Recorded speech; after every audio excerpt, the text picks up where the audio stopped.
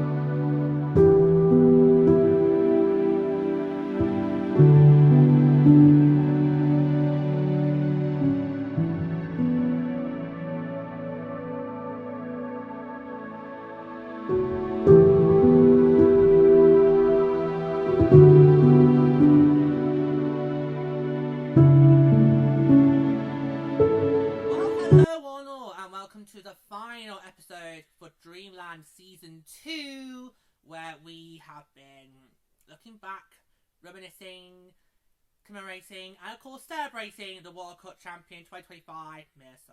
Frost. We've made it! We have now made it to the episode where we get to recap the World Cup finals, which, oh god, very nearly killed us! Very nearly killed us all! Oh god. I don't think we were prepared for what was going to happen. Oh my god. Right. We'll just get straight into it.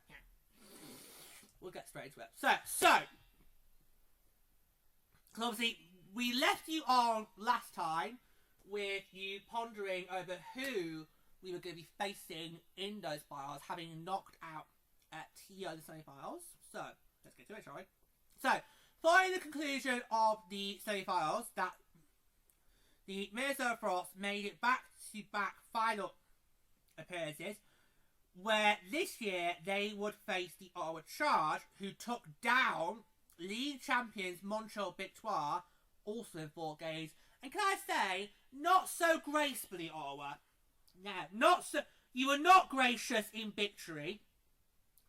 Yeah, because they had those chants of, you chose us. Yeah, so not graciously were you in victory, Ottawa. Just going to say it there.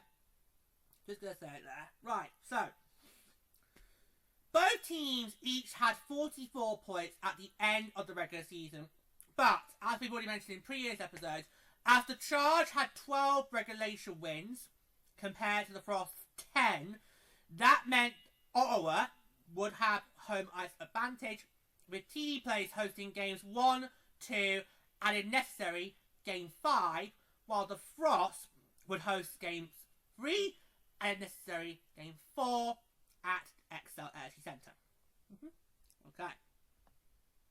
So, the finals began on May 20, with game 1 in the nation's capital, proving to be a very tight affair, as both Griffiths for the Charge and Nicole Hensley for the Frost. Yeah, so like in the first in the semi-finals, he stuck with Hensley for game 1, and then it was going to be question marks for who would get game 2. Yes.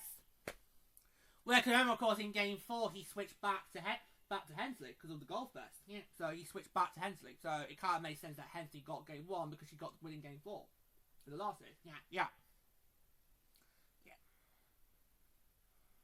See what happens when you mess with the rhythm. That's why the song goes, don't upset the rhythm, don't you dare. Don't upset the rhythm. Have we had a song for every single episode? Might have. It might have. But that was going really far back my childhood. Yeah. Both of them stood tall, and the game would go to overtime, where Emily Clark got the game winner for the home team less than 3 minutes into the extra session. This was a bizarre one, because Ottawa hasn't been known the first 2 seasons, has not been well known for getting overtime wins. In the first 2 seasons, you go to OT against Ottawa, you're most likely going to come away with the win. Yeah, you're most likely going to get the win. Yeah. So, it was a bit bizarre for me. It felt a bit weird with Emily Clark getting the game winner, but it's kind of form for us. Because, and you've looked it up, in all 4 playoff series across the last 2 seasons, we have not won game 1. So, God help us in 2026. Yeah, God help us. Yeah. Should we just put the L next to our name now? Have our opponent just go 1-0 up already? Just put that L in now, just to be on the safe side. Yeah. Because obviously we are recording this in mid-April 2026. Still a few days of the regular season to go before we even get to playoffs. So yeah, but maybe just put the L there now. It was quite a goal though, yeah, for Ottawa. That was something. Yeah, so Ottawa had, like they did in their series against Montreal, they got game 1 over a really tough opponent. Yeah. And the question was, how would they handle game 2? That was going to be the question going into this second game. How would they handle game 2? And we should say that for each game in the series, it was basically game, rest, game, rest. Yeah, it's not like the whole hoo-ha, the calamity we had with the inaugural season, where you had massive gaps between a few of those games. Yep, yeah. So yeah, it was like you play a game one day, you would then rest the next day. Even when we then had to switch to us, to Minnesota game 3. Yeah, I wouldn't have blamed the league if they scheduled an extra travel day for that. But no, it was, we're going to make it game, rest, game, rest. Why can't the Stanley Cup final be like that? Oh, that would be so brilliant, wouldn't it? That would be so brilliant. We still probably would end the series a few days before the draft. But no, that would be a lot help, wouldn't it? Yeah, would be. There again, there are no bright spots ruining the NHL right now, are they, Gary? So, yeah. Okay, so 2 days later, the two sides met again, and once again, Minnesota decided to switch netminders. A decision that would ultimately pay off. Although, not straight away. Oh, but a lady. Why are you making me do it? Because you're the one who got pissed off the most. Okay, fair dues, yeah. Do you know what the beauty about watching Charge games that haven't involved us this year at Ottawa is that I don't have to then get a bee in a bonnet when they get passionate over something which might not be going their way. So, over to you. You can take this one. Okay, right. So, while it looked like we would have to go to overtime again, but this time scoreless. Stick to the script, love. Oh, sorry. Stick to the script. Do that again. Stick to the script. Sorry. Right. So after I've gone, oh, they're not straight away. Right. And while it looked like we would head to overtime scoreless, Jocelyn the Rock broke the ice, and the Charge fans started to believe they would be poised for a sweep, and started the infamous "We Want the Cup" chant. I hate that chant. Why did you do that chant when we were in Minneapolis back in March? We were there for a World Cup Finals rematch. Why did you antagonise them? It's on the pirate package. Go and watch it. He, in the end, during the Frost entrance, he did the "We Want the Cup." You did the "We Want." No, I did "We Want." You did "We Want the Cup," which is sort of similar. It's like, why did you antagonise them? We were there. It's a rematch. What do you expect what I was going to do? At least he didn't bring up the statistic. That's because Ottawa didn't score. Ah, thank God for that. Yep. Need to didn't bring that up, George. Yeah. But like, you don't do that. I don't like that chant. I've never done that chant in my life. Not even in, 2 World Cup finals now. Okay. And right, my position on the chant is this. You should only do it if it's an elimination game. If it's an elimination game and the cup is in your building and you're the team that could win it on that night, fine. But don't do it in the dying moments of game 2 of 5 when it's possible that if we had gone down 2-0, we could still then come back. Ottawa Charge fans, had you not watched our series against Tio in 2024? Had you not watched that? Because if you had, you might have realised that, we actually can come back from a 2-0 deficit. Okay? So it was basically like, back in your baskets. Okay? There was still plenty of time to go. So, however, Breakout Salemi, who we have not been too kind of since he got drafted by Mesa, who I thought she would be the one to be the hero, George. I know. I'll let you take it. I'll let you take it. Right. Because we are about to do some reenactments. So I'm going to let Pluto lead in and we're going to do the reenactments, okay? Right. So, right. So, however, so Ottawa's just done the World Cup chant. However, Breakout Salemi would put them back in their place by scoring the equaliser with just 15 seconds to go. And this was our reaction. So, right, so pretend Kenzie's just done the call. This is our reaction. Yeah! Come on! Yeah! Yeah! Come on! Come on! Yeah! Yeah! Get in! Woo! Get in! Come on! Woo! Get it! Come on!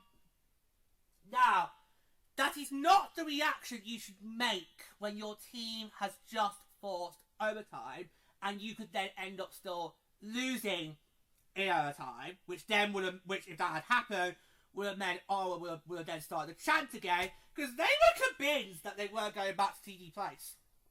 I'll come back. They were convinced. I'll come back to that in a moment. Let's just finish this off, and I'll come back to that. They were convinced. Yeah. They were convinced there was going to be no game 5. They were convinced. Okay.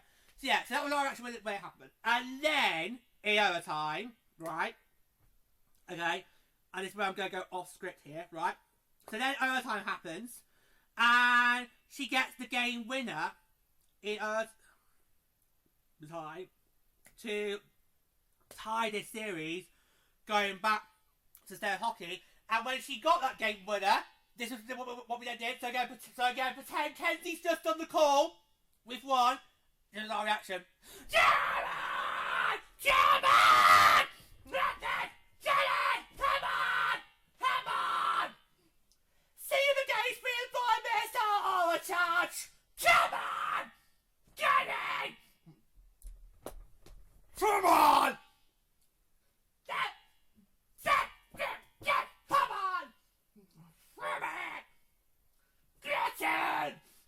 Come on! Get in! Get in! Abbott! Where's me taser? Where's me taser? Abbott! Abbott! Abbott! Yeah, come on! Yeah, get in! Get in, my son! Come on! Come on! Now, of course, I know what you're all thinking. Hold on. Series tied. What happens if Ottawa then wins game 3? We don't care. No. We don't care. We knew how bad it would have been if Ottawa had gone 2-0 after the series. We knew. We knew how bad it would be. No. We knew. We knew. We knew how bad. Because the cup would be our build for 2 games, which would then be 2 elimination games. No. We knew. We knew what was at stake here. No. So who cares if we still had the risk of Ottawa winning game 3? At least we had gave ourselves a chance, and as George's been saying, the pressure now on them. Yeah, pressure now on Ottawa. Pressure now on Ottawa, because we're going back to Minnesota, We're going back to Exeter Eddy Centre, where the Frost have only lost one playoff game in there in 2 seasons. And that was, of course, the controversial Game 4 of the 2024 World Cup Finals. Yeah. So they, so the Frost have only lost 1 game so far in Minnesota in the playoffs. So, yeah. But we just kind of, but basically, it was the Charge's spam. I need some water that really, but I bet you do. I bet you do. Get yourself a cup of tea. Stop it! You know I hate tea. We'll get a latte down you then. I've never had coffee. I know you haven't. Well, if we put cream in it, that'd be fine. That'd be fine. Yeah, it was the Charge's fan base that basically riled us up. If they had not done that we won the cup, Chad, I think we might have taken the victory a bit more graciously than we did, because we knew what was on the line. We knew how high the stakes were. But because the Charge fans did what they did, you basically gave us the fuel that we needed to go out there and firstly, so A, get the series tied, and then B, get the game winner. So you basically shot yourself in the foot, Ottawa. That is how you shoot yourself in the foot. Okay? The fan base shot themselves in the foot. And the funny part is, the Charge fans were convinced that they were not going to be going back to TD Place for Game 5. Well, can I go, lady? Well, be careful what you wish for. You know what, going back to Game 5? Fine, we'll happily do that for you. Yeah. There's a lot happening in Game 3. Yep. Yeah. So it's funny how how the Charge fans were more convinced that they were not going to be coming back to Game 5 than I think PHL Toronto fans were in 2024. Because in 2024, you could forgive PHL Toronto fans for thinking, oh, we won't need to bother about getting tickets for Game 5. There's not going to be a Game 5. We're up to in the best of 5 series. Yeah. So you can understand them for that. But for the Charge fans, nah, sorry, no. Back in your baskets. Back in your baskets. Okay? No.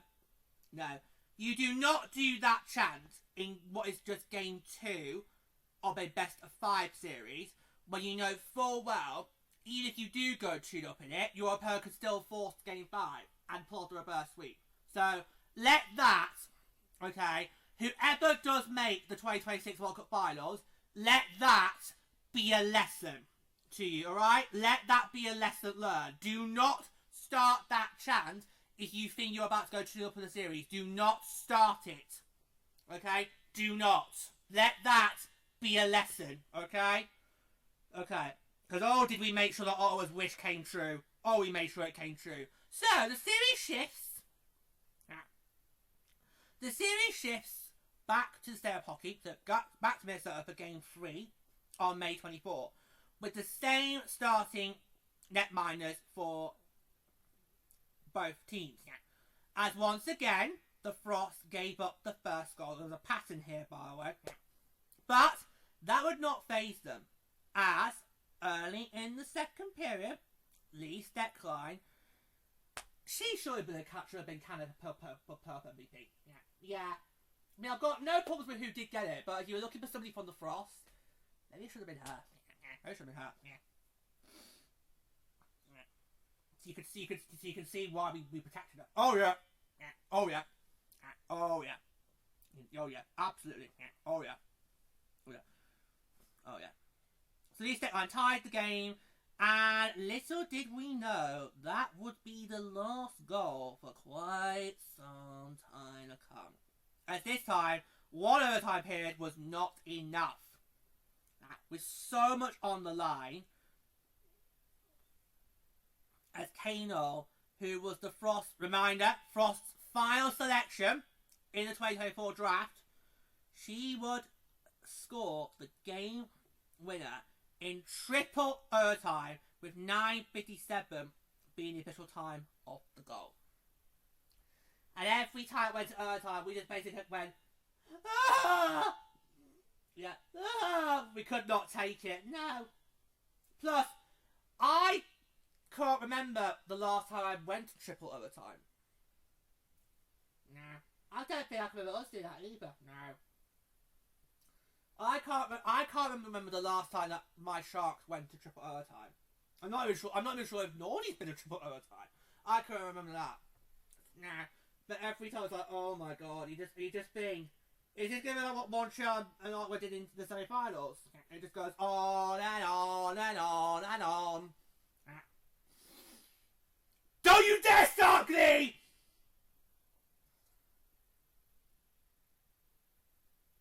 Actually, no, the song work doesn't make sense. No, don't you dare! Don't you dare! Don't you dare! I tried. He stopped after episode 10. I couldn't handle it. I couldn't handle it. I could not handle it. None of those characters were likeable. I thought, no, get me out of here. Get me out. It's not for me. Not for me. Get me out.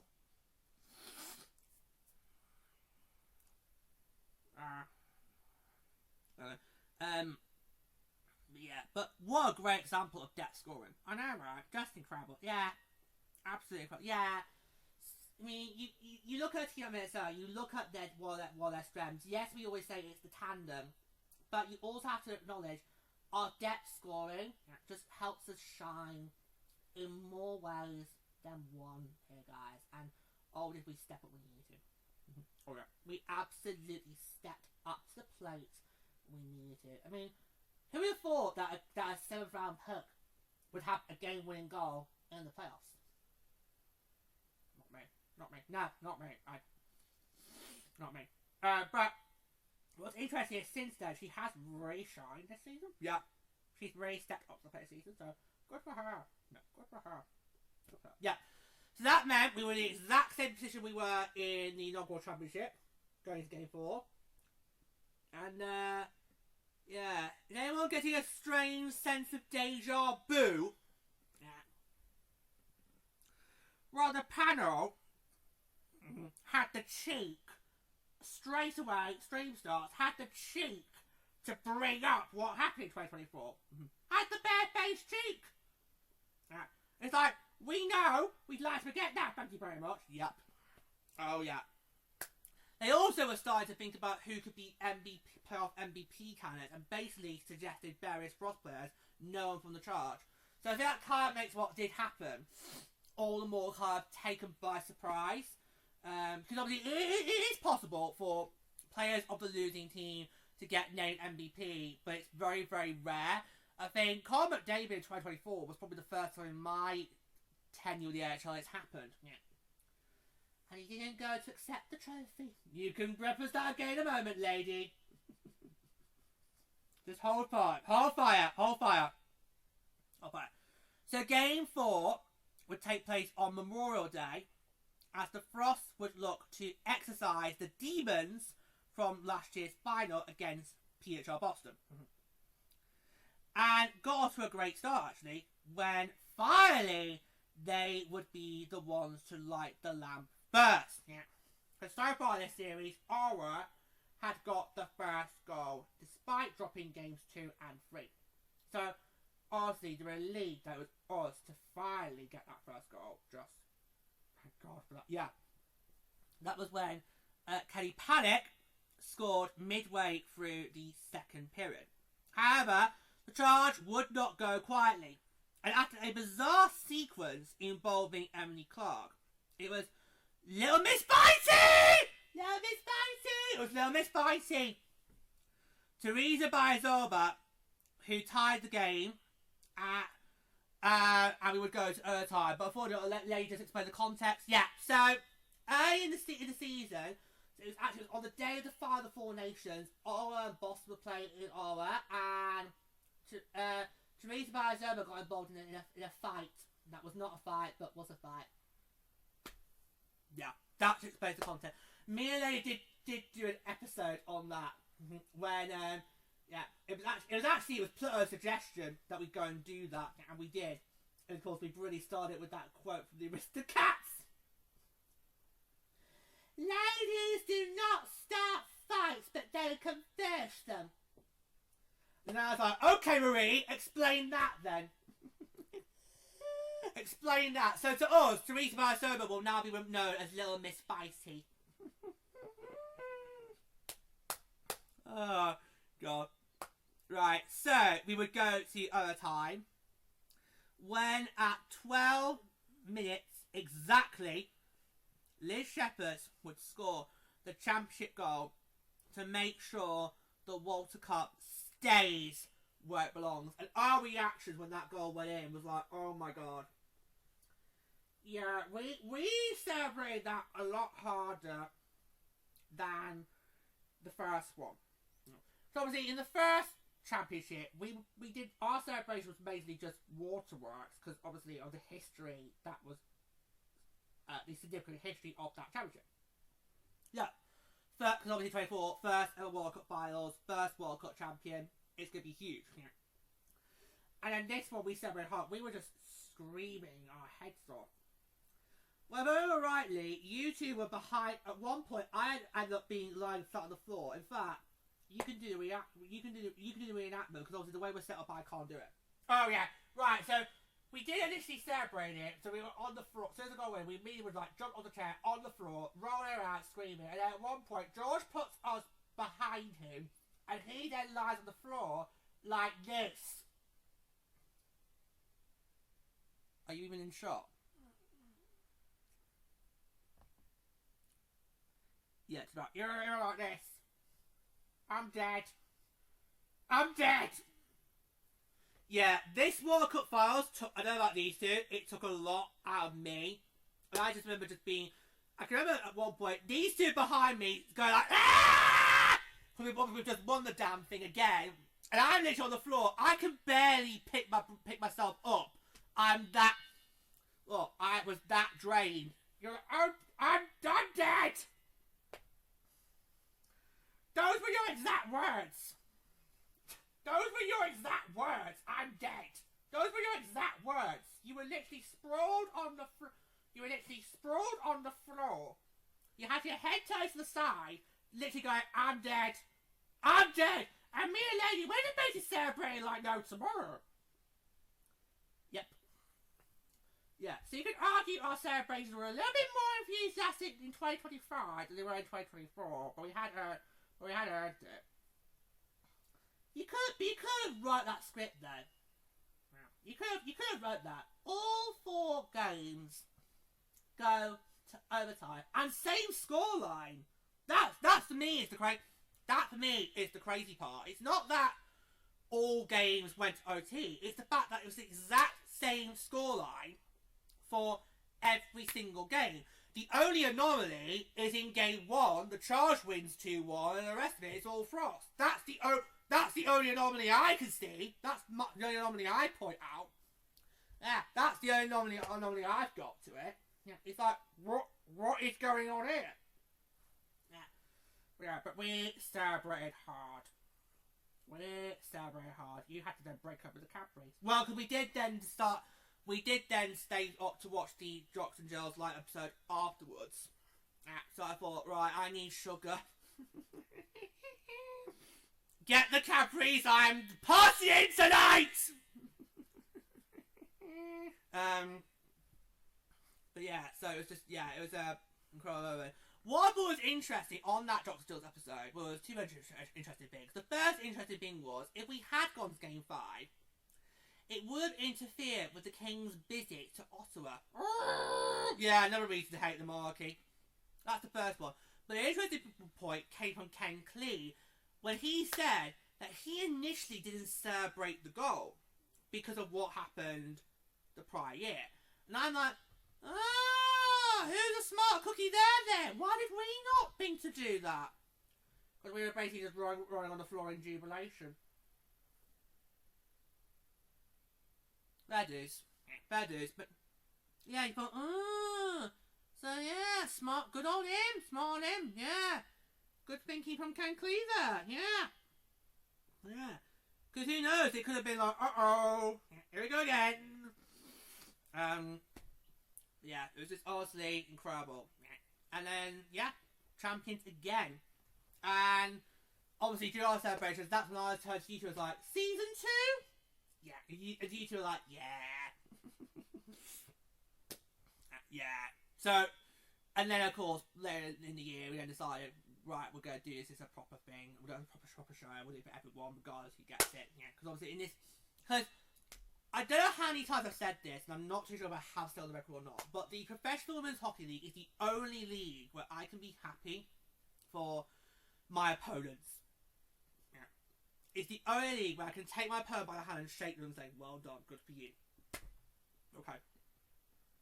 So I am going to have no problem in the years to come doing this for the upper teams. Even if they're past the World Cup in bowls taking us out. Yeah. I'm not going to have a problem doing it. Yeah. I will not, because that's how big of a man I am. I can look past and go, yeah, well done, good for you. Go and celebrate.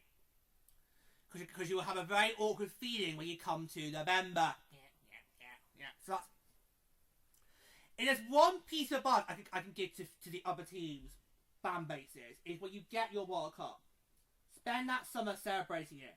So when you get to the next season in November, you then have that very weird feeling of, well, yeah, it's great being the defending champion, but at the same time, you know that target is on your back, and you know the chance of you getting dethroned in this league, easy. That's the thing I have felt for the last 2 years, and let me tell you, it is not a nice feeling. It is not. It's not nice. Let me tell you that now for certain. Okay, we've got one more thing to do, and that's of course to mention about MVP. So, last bit of the script now. So, however, you can stay as you like. Right, however, the Charge would be rewarded for their valiant efforts, as their net Maguire Phillips would receive the playoff MVP award, where she received a resounding applause from Minnesota, as her teammates would remain on the ice to see her collect the trophy. Now that is so you don't see the AHL. Now, I always feel that you should do the AHL in a neutral venue, and then you could run, and then you can avoid the risk of having the cop wall on the road and the home team's fans just turn nasty, because it has happened over the years where you see Guy Bettman in the shop, and behind him is the fans, and some of them in partially have actually taken it quite badly. So I always think the Stanley Cup should be done in a neutral barn, so that you can then avoid having that situation where Guy Bettman's doing the presentation, and then behind him you've got fans of the home team basically having a hissy fit because they just lost. In the PHL, we're all one big happy family. We all celebrate each other's wins. And I thought that was a real moment when you had the crowd just basically applaud it and give her flowers. We did as well. And then Lady basically just rubbed salt in the wound for me with the 2024 Cycle Pass when you said, I can't remember what I did word for word. I can't remember how I did it word for word, but I basically made a remark about how Carl McDavid didn't do it. You were basically being like, oh look, where Fierce is accepting her trophy for MVP despite losing the cup, and yet Carl McDavid this time last year couldn't do that. No, yeah. I mean, all he had to do was go out there, get the Conn Smythe trophy, have a photo with it, and then do what the fuck you like with it. 2 seconds, 3 tops, that's all it was going to take. Yeah, and he couldn't do that. And yet I praise him as one of the best in my generation. One of my favourite non-Sharks players. He couldn't even go and do that. Would you have done it? If I was in his shoes, yes! Because even though you lost the cup, there are still moments that you can take pride of. Like at Ottawa, winning game 1, and then having the opportunity to then close out game 2. But yeah, so yeah.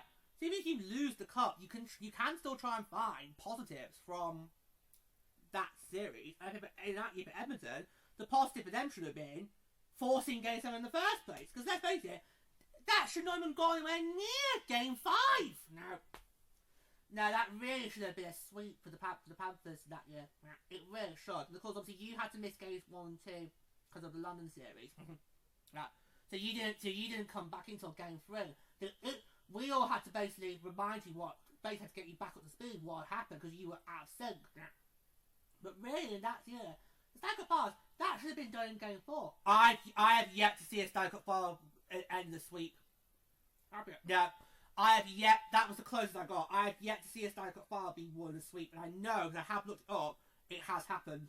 It has happened, yeah, but I've yet to see that in my what is now 17 years at the time of recording this in 2026. Yeah.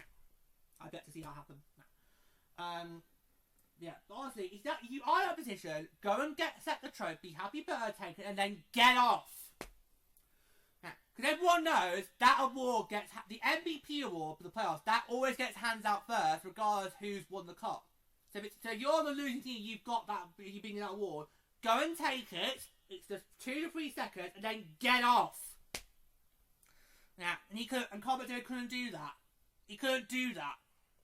Whereas that's what was so great. Again, Lady Me did an episode on that about Fitz doing that and upstage Commentator in a way. Yeah. We just thought, good for her. Yeah. Good for her. Good on Gwyneth Fitz recognising, okay, yes, we've lost, but I've been given this award. I'm gonna go there. I'm gonna have my fella get taken with it, regardless what the fans understand thing. I'm gonna do that, and then they can have that moment. Good for her. Good on her. Role model. We need more Gwyneth Fitz in this league than Carl McDavid's on that front. And I never thought I'd hear you say that. I thought you'd be wanting more Carl McDavid's, George. Well, not if they're going to be ungracious like that. If you can't stand there for 2 seconds to have a photo taken with the trophy, even though it's not the one you wanted, then seriously, get out of the game. Get out of the game. Get out of the game. Sometimes, okay, sometimes in this sport, the game is bigger than you. And sometimes you have to swallow your pride, go out there and put up with it. Okay? What do you think they were going to do? They were all busy being Dreamland. They've actually now won their first ever cup. Yeah. Because the last time the Panthers were in the finals, it didn't go well for them. Did it, Bernie? He's literally over there. It's like, yeah, I slept him in 1996. Oh God. I can't believe me and Bernie are the same age. Yet he doesn't look it, whereas I do. So, put that. Yeah, but no, that was a huge moment. And were we surprised? I think at the time we were, because we still weren't used to the losing team game recognition. No, but when you look at it, I mean, firstly, what she did to get the team into the playoffs, and then backstopping them to possibly a World Cup. I mean, she absolutely earned her protection slot. Yeah. Well, that's the funny thing with it when you look at it, because obviously after that, the focus then shifted to the expansion process, and we only had about, 2 or 3 days to get our list locked in. Yeah. After the World Cup finals. You look, throughout the majority of that season, everyone was convinced Ottawa was going to lose a net lineup. The rest was it going to be Aaron's Mashmeyer or was it going to be Gwyneth Fitz? And I think the consensus was Gwyneth Fitz likely was going to be the one that was going to be lost in the expansion process. Obviously Aaron's Mashmeyer gets injured. In a game against us. Yep. Gwyneth Fitz takes over the remainder of the season, backstops her team into the playoffs, and then backstops them always to the finals with a very good chance to then win. You can't write it off. You can't write that. So absolutely she deserved to be part MVP. And she absolutely deserved her nomination for Rookie of the Year and Goaltender of the Year. The problem was, the 2025 award season was very, very predictable, so you knew, even if one of the other nominees was more worthy of the award, you just knew where all those awards were going to go. Ellie Defender of the Year was a crap shot, and I'm not going to go there. You don't need to, it's on tape. You don't need to, it's on tape, dear. Check the tapes back, it's on tape. Check those back, boys and girls. It was quite a riot. Quite a riot at these 2 games here last year in the award season. Yeah. That was brilliant. Yeah, but good for her. Good for her for actually having the decency to go and accept the trophy, even though it's not the one she wanted to get. And I do wonder, did they know? Did they know? Because I never really understand how it works when you get that information. So obviously, you do have to think about who could get it. Who could it be? Could it be the team that wins the cup? Could it be the team that not wins the cup? So, does the team get who has the MVP? Did they get informed about it beforehand? They must have known. We could be here all night. So for the sake of trying to wrap this argument, I'm gonna say I think they must have known. Yeah, that's what I'm gonna say. I'm gonna say that they must have known. Because they stay on the ice. And I thought that was that just shows how brilliant our sport is. Because if this was the Stanley Cup, I'm sorry, Oilers, we're going to use you again because you are the most recent team to have lost in the Cup Finals. Exactly. If this was the Stanley Cup Finals, would the Edmonton Oilers have done that? Nope. They would have been straight off that ice, back into their locker rooms, and then stripping off, and then having a. What did you do when you've lost the World Cup? Did you have to mention stripping? It was men's. When it comes to men's hockey, yes! Luckily for us, he's a gentleman when it comes to women's hockey, so there dudes. I've always got preferences. Nope! Alright. Okay, so, do you think, if it was the Stanley Cup Finals, do you think Edmonton would have done that? Stood there, let the Panthers have their celebration, and then they all stay to see when they get the Conn Smythe Trophy and then they go off. They would have done that. They didn't do that. They all went into their locker room, and Robert David, his name gets called, doesn't even come out! And unfortunately, during those celebrations, I'd started packing for bed, so I don't remember what happened when that happened. All I remember was he didn't come out. You guys were saying, he's not come out! I was like, oh! Yeah. And I was surprised he actually got it in that year. I generally thought he would have, because up to that point, I hadn't seen a Stanley Cup final where the Conn Smythe goes to the losing team. So I would have thought it would have maybe gone to saying, I don't know, Sergei Bobrovsky or Barkov. That's what I was thinking was going to get it. Yeah. But no, that was a surprise. That was basically a cat among the pigeons, Roxy! That is all I have to say! Yeah, you just have asking for your speech, I know, it's very Hugo-esque about it. Harriet Caroline, no, I've got nothing to say to you. Series 4 has been the best series of the Traitors UK. Period. Good luck to the players next year. Good luck. You're gonna need it. You're not gonna top that. Good luck to you. But no. Yeah, but we could basically praise workouts like all night. But we don't need to because we've already done it on a previous Birds After Upper Range. Go check it out. It's called Bits Upstages with David. These two were me that you did it. Yeah. So there are going to be some episodes that he's got an idea for that I will not be present for, which will be filming over the summer. Yes. And can I do a hint? You know if you want. Rather than Bob's the centre ice logos. Yes. Especially with the MSG and TV Garden Gauge, I think you got more leverage to build your case up for that boy. Yeah. Oh my god. It does. Even thinking back to it right now, it's a big year. You know, so much happened in those 4 games, and it was absolutely stressful. Yeah. It was stressful for us to watch. Yeah. I think it will be very interesting to see what happens when we watch a World Cup finals when we're not in it. Yeah. Would we still feel that stress of the situation, even though it's not our team? Because this season we have been upping our coverage of PHL games. We've been watching both anything out of it. And when we watch games that are 2 teams that are not the Frost, we don't really feel that sort of stress than we would if we watched a Frost game. Yeah, even though the implications of that game can then affect us, we still don't feel that stress. Yeah. So I don't be interested to see if that happens when it comes to the World Cup finals. Yeah, we'll see. Yeah, we'll see. Yeah. But you're the end of it. You ninny. The amount of ties. Go on, do react with it, lady. Oh yeah.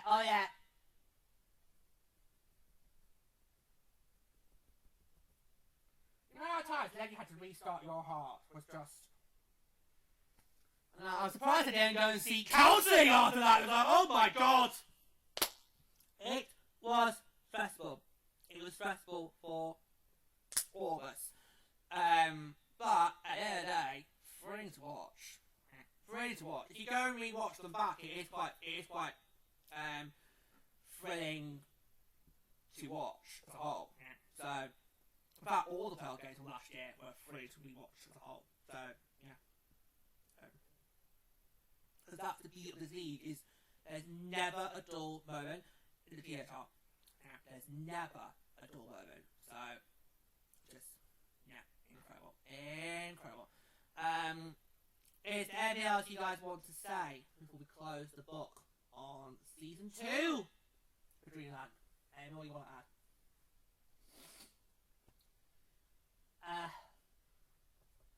It has been quite a roller coaster, and even recapping it back, it kind of brings it all back to the surface.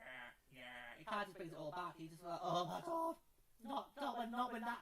Oh, I can't remember when that happened. Yeah. So it's been, yeah.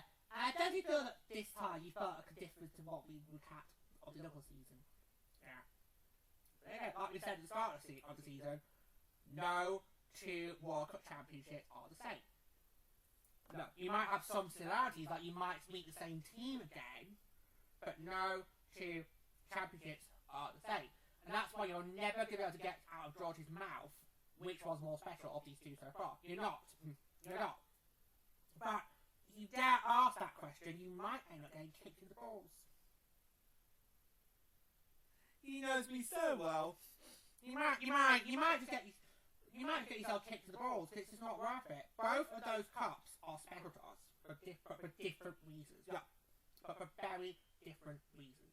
So you're not going to get out of any of us which one was better, or which one we prefer more, or which was more special to us. But we're not going to go there. We're not going to entertain you sickos. Yeah. So no, don't even go there. Although what I will say is, after we did win the World Cup, he finally got rid of his roped in tag. Because you were the one who was like saying, oh no, we now got to go to a lengthy off season. And then we were like, oh honey, he's committed. He's committed. Took him 2 seasons. He's finally committed. Well, I thought I had a lot to learn, because obviously before the PHR, I didn't really get involved like you two had. Nah. When it came to Olympics, you were like with the East crew. If it's on the telly, I'll watch it. Yeah. So, yeah, because you have really, out of us three, you've come the furthest. Because for me and George, we already had that love for the women's game established. Through, at the time, it was 4 Olympics. Yeah. We already had that love established. Whereas you came in, okay, yes, we did vote you in. Yeah. I will never forget that day when Lady said to me, whatever team you pick, George, I will join you. Because I knew what was going to happen. I knew, you, like it or not, you were going to get roped in. I knew it was going to happen. And in those first 2 seasons, you had a lot to learn. You had a lot to learn in those first 2 seasons. So, for us two, when we heard you say that at the end, it was like, oh my god, he's finally on board. He's finally on board. Like a snake shedding its skin. Pluto finally removes his roped inside and gets fully on board, fully committed. Which has been made all the more reason why it made sense to go up, have our first PHL trip this season rather than the previous 2, because obviously by that point we all were on board and there was no going back. So yeah, it was just so I had a lot to But I think out of all three of us, you have definitely come the furthest. But that's because you didn't already have that love for the women's decade already established, whereas me and Lady did. That's why us two, straight away, even as we went straight on board straight away. And then, of course, the rest of the pack had to make their choice. You, of course, it took time. Particularly that inaugural season with the moments where you looked at me and you were like, what are these two doing? There were a few games in the inaugural season, particularly that last one for the World Championship, where me and was like, oh god! And you were like, what the heck? It was also you want to try and do I have no idea who these people are! I think I did. Then Drew fire back. She's your wife. You're back here. And he's your human. Yep. Yep. So there's no point you try to go all Penny from Miranda on us. Yep. The East Crew saw straight through that. Thank you very much. Yeah. That just showed how far you had come in the space of 2 seasons, and then this season it's been incredible. But all three of us now just be fully committed. All have the look of the women's game established, and just incredible.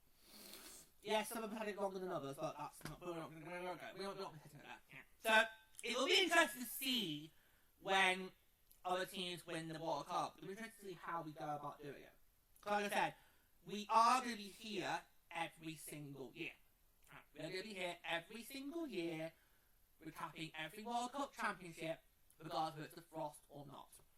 And George is going to come dressed accordingly. Yeah, this is why I'm debating, should it be t-shirts of the other team or should it be their jerseys? That's what I'm debating on. Yeah. And plus, like how we're doing in general for Purple Rain, so if we do birds, if there could be a particular team, I can then be kitting out with that team's gear on. And it can also be good for when we watch other teams' games on YouTube. So yeah. So that might be my little something I can do over the summer, especially if we get more things. Yeah.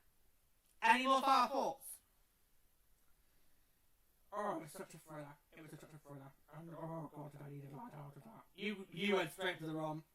I went for the Cadbury, he went for the ROM, and they was like, oh god. Can I put my stethoscope away? Oh god. Yeah, it was a roller coaster. That very, very nearly killed us. But there's been plenty of times where I have said that my hockey teams are going to be the death of me, and that didn't happen. And then we got to relive it in Milano. Oh yeah. Oh god. But that's for a different show. That is for a different show. But thank you so much for joining us across these last 5 episodes. What have been sort of your memories of the World Cup Championship in 2025 and so across? Do get in touch with us. Let us know. Purple Rain Podcast at your contact. How you get in touch with us. We have looked every single week over Lane. And that is going to be a wrap for Dreamland Season 2. And we'll see you this time next year when we'll be recapping, looking back, celebrating, reminiscing on whoever wins the World Cup in 2026. But from all of us here, we will love you and leave you. And thanks so much for joining us for Dreamland Season 2. That's a wrap. That is a wrap on Dreamland Season 2.